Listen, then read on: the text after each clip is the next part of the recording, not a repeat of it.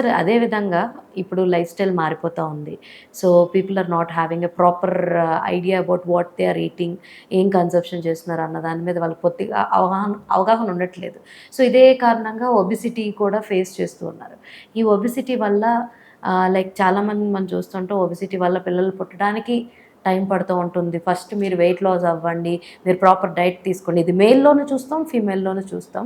And we're talking about the male కాబట్టి, so మేల్‌లో obesity ఉండటం వల్ల ఈ పిల్లలు పుట్టలేకపోవడం, ఈ స్పెర్మ్ ఇవన్నీ కూడా రిలేటెడ్ ఉంటాయంటే what you will say sir? వాళ్ళలో ఒబిసిటీ ఉండటం మూలంగా ఏమవుతుంది అంటే, వాళ్ళలో ఒక హార్మోను హ్మ్. మహిళల్లో ఉండే హార్మోన్ లాగా మారిపోతుంది ఓకే. ఒబిసిటీ మూలంగా. ఓకే. ఆ ట్రాన్స్ఫర్మేషన్ ఎక్కడ జరుగుతుంది? మనకి పెరిఫెరీలో ఉండే కొవ్వులో జరుగుతుంది.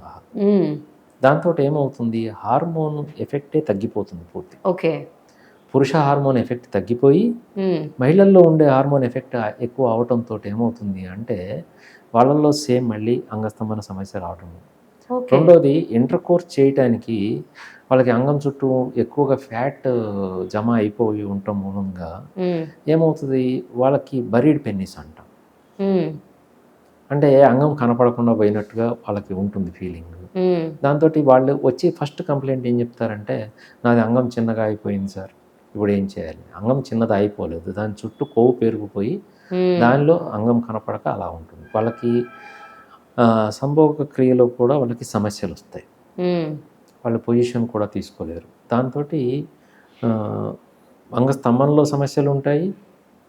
కోరికల్లో కూడా సమస్యలుంటాయి. ఓకే. ఒబెసిటీ అనేది టోటల్‌గా ఓవరాల్‌గా బ్యాడ్ ఎఫెక్ట్ బాడీ చూపిస్తుంది. మొత్తం మీదే ఎఫెక్ట్ చూపిస్తుంది. Sexual life. Hi everyone, Nenu mi Vedika. Please subscribe to Volgo Health. Don't forget.